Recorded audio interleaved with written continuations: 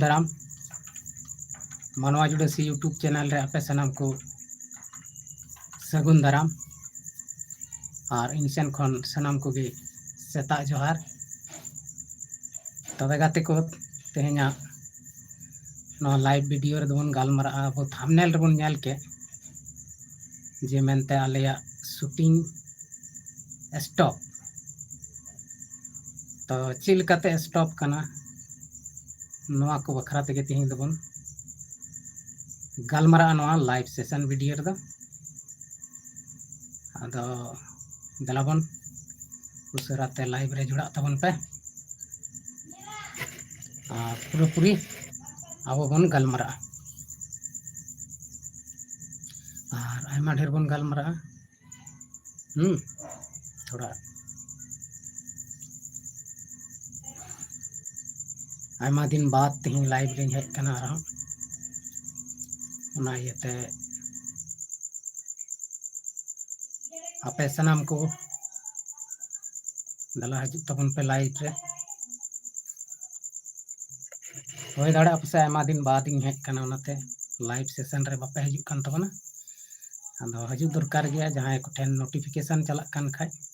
से जहां को पे नेले तबन खाय हजू तबन पे मी हड़ेम हेज कान तबना कोयटा कान चम मा इन सेन खन जोहार गे और मानवा जुड़सी यूट्यूब चैनल रे आमी आतांग दारामे मे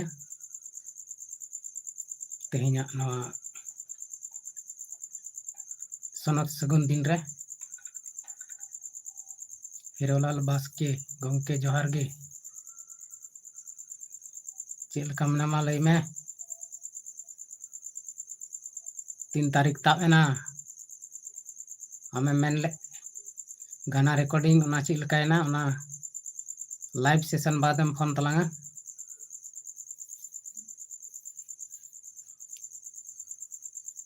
ठीक गया गाना जुदीम रिकॉर्ड तबन खान मेन में समय मेना नितो और बखान दसाय बाद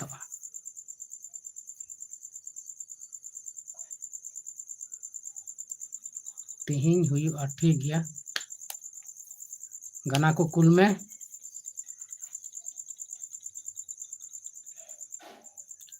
आदो विशेष कते आलेया शॉर्ट फिल्म से एल्बम को शूटिंग किछु दिन लगी स्टॉप हताड़ कना थीर हताड़ कना कारण दो दुर्गा पूजा सामने में और आलेया थोड़ा गान प्रोग्राम को में और ऑर्केस्ट्रा को यात्रा को ओनाते रिहर्सल को चला कना आदो आलेया प्रोग्राम में ना 9 तारीख खन ओनाते नितो रिहर्सल रे बिजी ᱧᱚᱜ कना आर्टिस्ट को को बिजी कना सनाम हड़ले बिजी कना ओनाते के बाले शूटिंग दाड़िया कना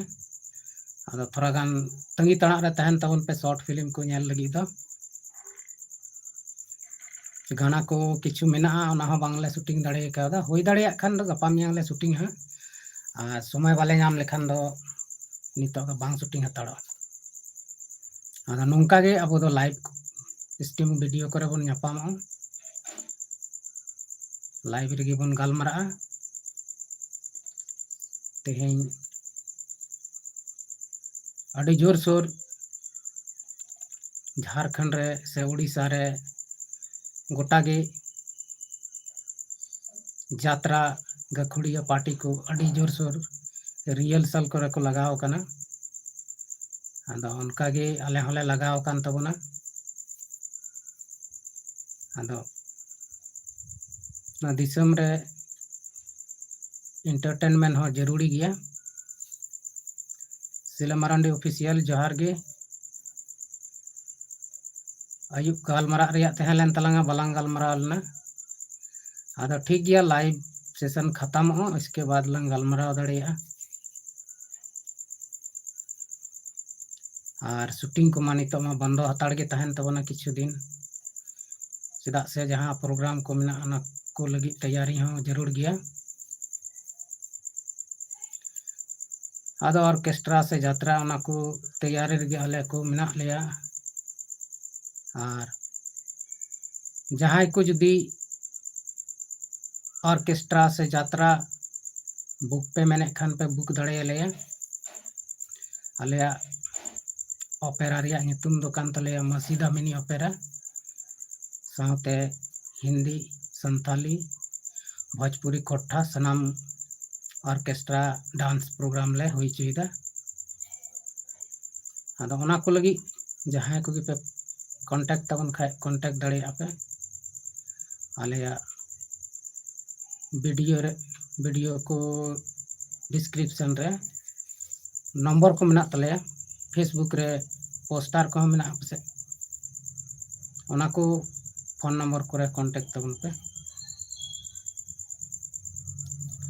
आदो गाते को नितो दो दासाई येते सनाम हड़ बन सपड़ा कना आयमा लेकना तबन सपड़ा कना किचड़ी खंडुआ से मेला ठेला चला जहां को दो यात्रा नाल लगी बन सपड़ा कना जहां को दो पैसा कमाव लगी बन सपड़ा कना आयमा लकान बिजनेस लगाव लगी बन सपड़ा कना उनका गे आले हों दिसम रन हड़ रस्क अचो को लगी ले सपड़ा कना और सपड़ा हो जरूर गया। हालांकि दुर्गा पूजा से दासाई दो अब आदिवासी से संताल को परब दो बांग कान तबना एनते हो अब नवा परब रे अडी जोर सोर बन सेलेदो कना सिदा जुग खन गे अब रेन अगिल हपड़ाम को सेन खन गे नंका गे को खुशी रस्कत को मनाव अगुए कना ओनाते नितो अब हो उनका गे बन मनाव दा आदा नवा दो जहान धर्म रिया प्रचार से धर्म रे सेलेदो रिया माने दो बांग कना ना दो मिटन मनोरंजन कना रस्क कना ओनाते अब बन ना परब रे सनाम जेत से सनाम धर्म रेन हड़ को बन रस्क कना और सनाम हड़ बन रस्क अचुए को तबे गाते को विशेष करते तेहन आलेया शूटिंग दो रोकाव हताड़ कना फिलहाल दसाई धरी दो पासे आदो जुदी शॉर्ट फिल्म से एल्बम को नेल लगी बन मेन जोंग कान खाय दो आलेया चैनल को सब्सक्राइब करते दोहाय तबन पे मनवा जुडसी यूट्यूब चैनल सिला मारंडी ऑफिशियल अखिल राज मारंडी से अखिल राज मुर्मू और डांसर रिया को और हम मेना चैनल को फिलहाल दो निना रेगले कमी हताड़ दा और एटागा को दो ब्लॉग चैनल को मेना ओना दो बइन लई ले तबना आदा अंडे खान नहाय नंका आलेया हालत नितो थोड़ा मुश्किल नो कना किछु दिन आयमा हड़ले रुआ बड़ायना ओनाते बाले शूटिंग दाड़ेदा किछु दिन दा करे फसा बड़ायना माने दिनम हिलो शूटिंग रिया प्लान गे तहन तलेया मेनकान हाना नवा समस्या पड़ा बाले शूटिंग दाड़ेवा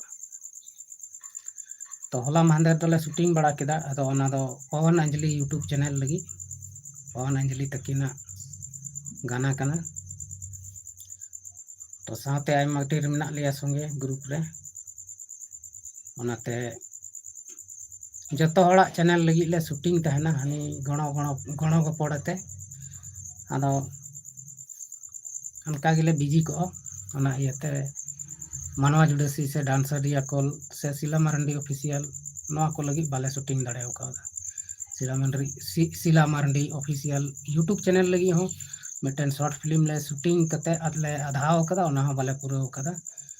चेदा से हनते नते प्रोग्राम उनका गे होइना ओनाते बाले पूरा दाड़ीदा और नितो किछु दिन पसे बाले पूरा तड़ा आदो गाते को लगाव गे मेना लिया आपे को रस्क चुपे लगी ते आलो पे चिंताई तबना और नंका गे शॉर्ट्स वीडियो से लाइव सेशन करे बन न्यापाम चैनल रे दो हमेशा न्यापाम ते बन तहनो किसी भी माध्यम ते और नितो थोड़ा गान बन गालमारा थोड़ा अब झारखंड राज बखराते झारखंड राज रे कालका उथल पुथल नितो सनाम खो चर्चा रे अबोरेन लहाई मुख्यमंत्री चंपाई सोरेन कोल्हान टाइगर को मिताय कान उनी बखराते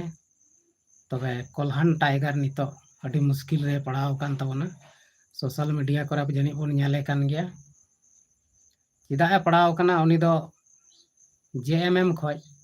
उडुक कते बीजेपी रे जॉइन कदा और नितो बीजेपी रे नेता को बांग को कुसियाय कना और जहां उम्मीद ते उनी को इदी लेदिया ओना उम्मीद हो बांग पूरा लेका को अटकार दा ओनाते नितो चित लेका हुयो ना टिकट को उमाय कना से बाको उमाया हालांकि टिकट दो को उमाय गया आदो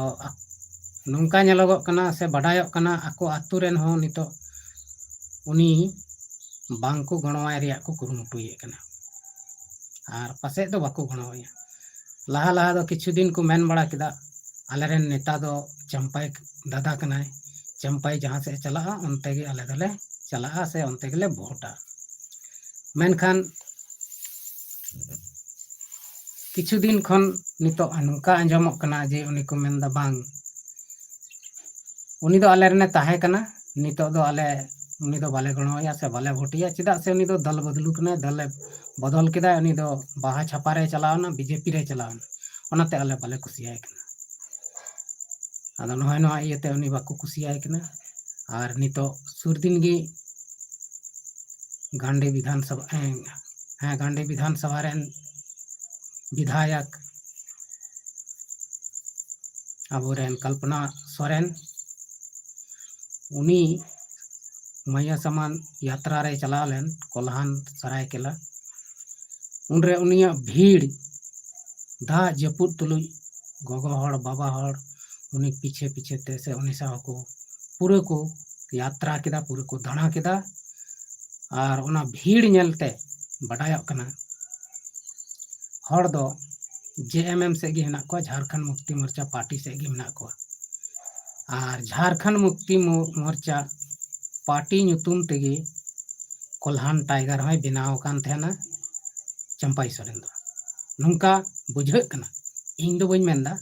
हड़ा भीड़ नेलते नोंका बुझे कना और सनाम हड़ उनका को मेंदा जे नितो दो उनी दो बाय जितेव दाड़िया आदो कथा हुयो कना सरीगी उनी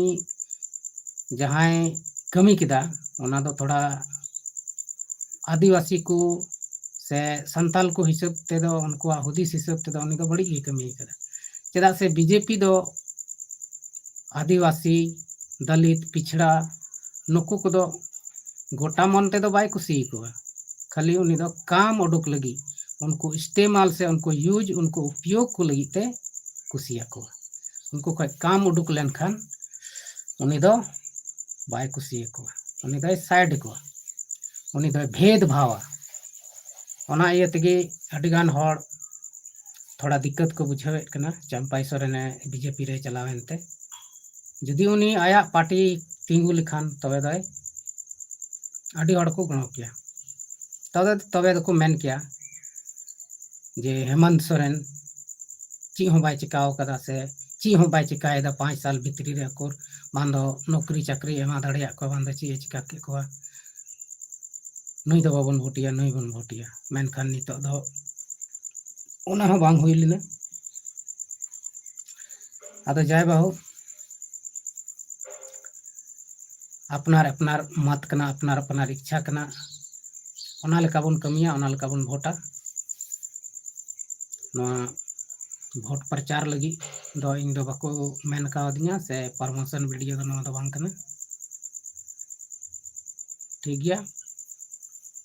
अदो आपे जहां पे कुसिया उन्हीं पे वोट दड़ेया बीजेपी पे वोट है झारखंड मुक्ति मोर्चा पे वोट है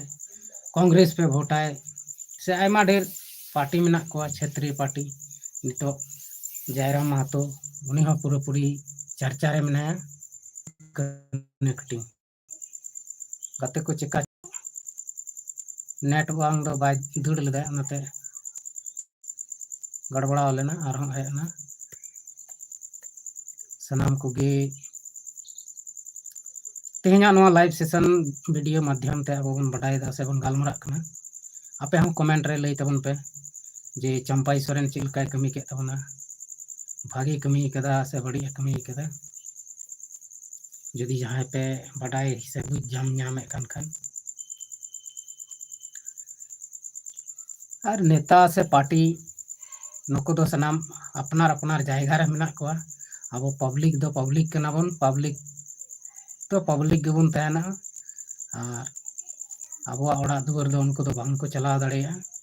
और बाको चलाव कता बन जहाँ तक को मा बोना थोड़ा बहुत पैसा टका को एमोग कना ओना कोगी तेबे रस्कर तेबुन तहना और बुन मेना बोले पूरे पूरी इन घरवाई संसार से गिदर पिदर पूरे चलाव बनाव को तिना उनका दो मांग होई दाड़ेया और जहाँ पार्टी रेन केडर कना को उनको तो हालांकि चला कान तको गया अंदो नितो कल्पना सोरेन हो अडी जोर सोरे प्रचार प्रसार रे चला कना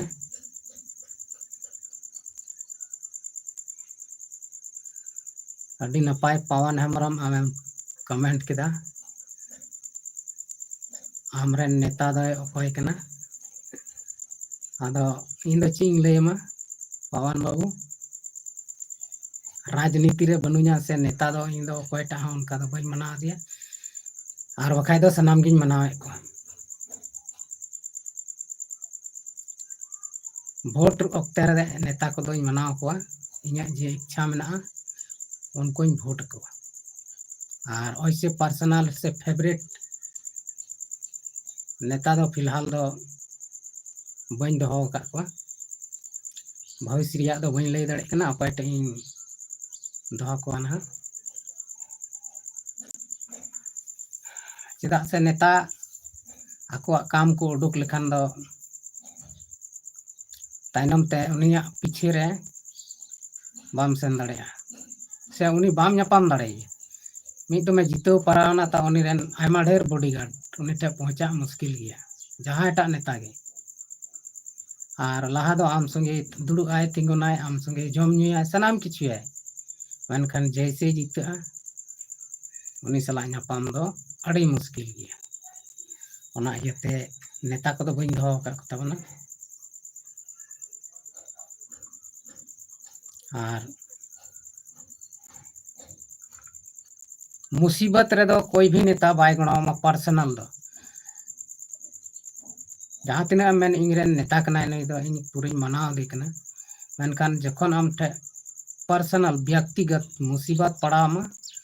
उन रे दो ओका से चोनी आमरेन नेता है दड़तावा उनी ठे समय gi bang तहना जे आम सला ओना मुसीबत समय रे आमे गणो दाड़ेमा ओनाते नेता को दो कते दो व्यक्तिगत नेता दो कते दो मुश्किल गया सार्वजनिक दो ठीक गया मेनखान व्यक्तिगत नेता दो बनु कतिया तबे चलो चलाबुन लहा से आरो गलमराबुन तो नेता को कहानी दो ओने उनका मेना और कोयटा नेता रहो उन अदो आलम विश्वास से आलम भरोसा जे मेनती नई नेता गे नवा पार्टी रे से इन साथे लाइफ टाइम तहन दाड़े नेता दो तुरंत को बदलो तहन अब बन नेले को गया झारखंड रे तीना ढेर नेता हानते नाते को दल को बदल किदा आदो उनी ची भरोसा मेना ते नेता ची एम पतियो यानी ची भरोसा ते आमरे नेता मनाय जहाँ तीर गे उनी आमे दड़ बगी दाड़े आमे साइड दाड़े कोनो ये गेबन अब बन नेल किदिया बाबूलाल मरांडी हो बीजेपी को उडुक नाय मेन किदाय दिल्ली रिया कुतुबमीनार खनिंग दोना एन बीजेपी रे बई सेन रुवाड़ो मेनखान आर बीजेपी रे सेन रुवाड़ना आदो ची भरोसा चंपाई सोरेन जहां दो झारखंड मुक्ति मोर्चा से एतहब खोए तहलेना एतहब खोए आंदोलन किदाय झारखंड राज अलगना और लास्ट रे नितो उनी हो बीजेपी रे चलावना आदो नोंकान नेता दो चिकातेम भरोसा दाड़ेया चिकाते अपनार नेता मनाव दाड़ेया से कोयटा एम मनाव दाड़ेया कोयटा रे विश्वास बनु सूरज मंडल बन नेल किदिया उनी होय शिबू सोरेन पीछे पीछे आगे पीछे मरंग रंगदार नेताय तहना सूरज मंडल जब झारखंड रे अलग लाहा रगे उनिये बेदोजना बदलना लज्जाते दोबारा झारखंड मुक्ति मोर्चा रे बाय हेज दाड़ेदा बीजेपी रे निते जपा थीर कना चे चिके जहां लकाते नेता कान खाय नेता लका गे ताहन हुयुग ते आयमा ढेर नेता उनका मेना को उदाहरण बन नेले को जहां दो उम्मीद हो बाबन उम्मीद का तहना जे मेनते नुई पार्टी बदला से दले बदला मेनखान को बदलक कना ओना इयते इनो नेता को दो बइन दहो कर को स्पेशल दा लोबिन हेमरम बन नेल के उनी हो नोंका मेनगो कान तहना तिस हो झारखंड मुक्ति मोर्चा को बाय उडुक चिचे बयो ना उनी हो उडुकना काटे चो पार्टी रे बाको खुशी चो लेदे जरूर जाना दुखे बुझेव का ना तेगे मेनखान बीजेपी रे चेदा को चलाक कना नवा दो बाबन बुझ दाड़ेया बीजेपी रे ची गुण मेना बतर ते से टाका पैसा लालच ते से ची मान सम्मान को नाम दा ओंडे नवा दो बाबन मेन दाड़ेया अब बन बड़ाई गया तीन आठ को मान सम्मान बना अब आदिवासी से दलित पिछड़ी नको लट्टू जत को सनाम हड़ बन बड़ाई गया सनाम हड़ दुनिया बन दाड़ान कना सनाम लेकान गाते को मेना को ताबना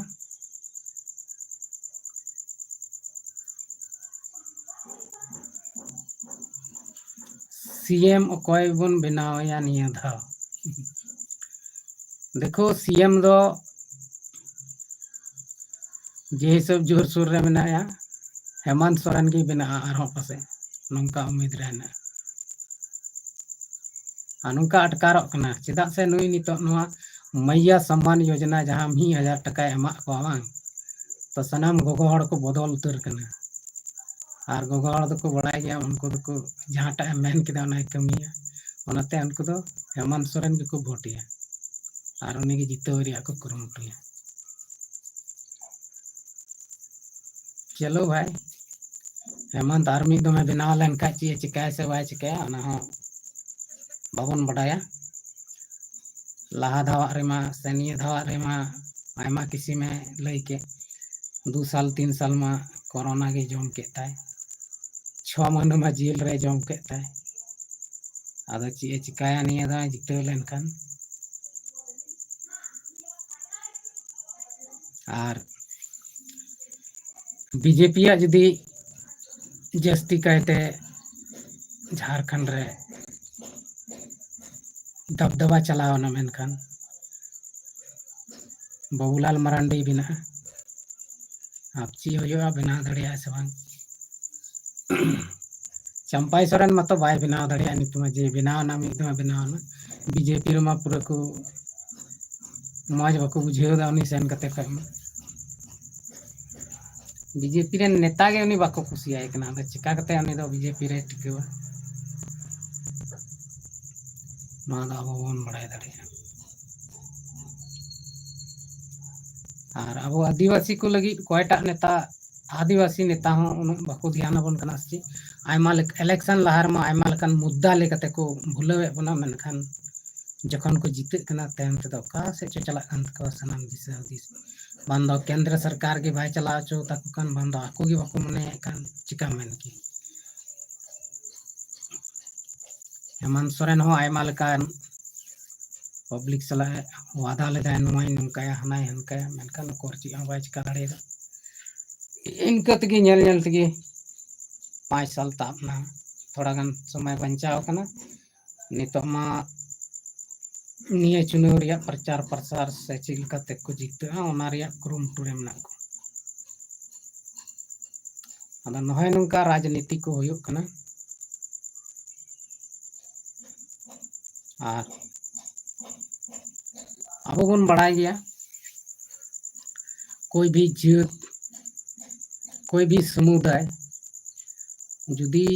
आज रेन समुदाय रेन नेताय तहन खान से आज रेन जात रेन नेताय तहन खान उनी दो अंते गे चला चाहे जीत ताय चाहे बाय जीत चाहे रंगावाय चाहे बाय रंगावाय उनी ये भोटेया निये तेगे बन बुझ दाड़ेया अब आदिवासी को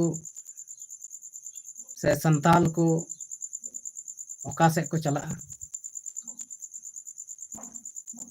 जस्ती तो अपनार नेता से को चला अपनार जात रेन नेता जहाँ से मेनाया जहाँटा पार्टी रे मेनाया उनते को चला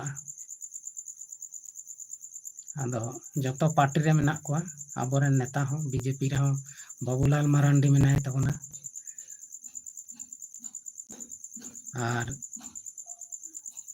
जयराम महतो सला हो आयमा ढेर हर नेता को मेना को गया मेनखान जयराम महतो लास्ट रे नंका सिचुएशन बदलो जे मेनते उनी दो फिर ओना कुड़मी आदिवासी रिया लड़ाई रे लड़ाईया नहाय नड़ागी आबोरेन आदिवासी नेता दको उनी से को गड़बड़ा और बखाय दो नितो जे जोर सुरुनिया चलाव कना होय दाड़िया विधानसभा रे ताबाड़ तोड़े मचावना जीवन को उनी से गे मेना को हड़ाम बुढ़ी हड़ गे थोड़ा उनी बाको कुसी आय कना मेनखा तिना जीवन कोड़ा कुड़ी ना को पूरा पूरी आज से का को चेदा से छात्र नेताय तहल ना ओना इयते उनी से मेना को आदो तेहिया नवा वीडियो रे से नवा लाइव स्ट्रीम वीडियो रे नवा नंका बन गपाल मरावना शॉर्ट फिल्म को बखराई लई के तबना किछु दिन स्टॉप हताड़ा नितो प्रोग्राम लगी सपड़ा हुई कना इसके बाद राजनीति बखराई लई के तबना चंपाई सोरेन कालका कोल्हान रे घेराव चो कना हेमंत सोरेन ठे जेएम पार्टी ठे और घेराव कते तीन मुश्किल दी कना ओना दो चुनाव रे बन नेला ना पूरा जोर सोरे लगाव कना जुदी मिटन सीट हो कोल्हान क्षेत्र खन बीजेपी बाय एमा को तबे दो उनिया बीजेपी रे nyutum दो एकदम मेटाव उतरते और उनी तुरंत को साइड गो कयना चेदा उनी खो जुदी फायदा बाको नाम खाय बीजेपी ची लगी को दोय बाको दोय साइड कया को आलो बीजेपी रे सेन कते ची फायदा नोडाय तहलन खाय अपनारा पार्टी अपनारा जात पार्टी मजते तहे को और काय रंगाव कान थेन ओना है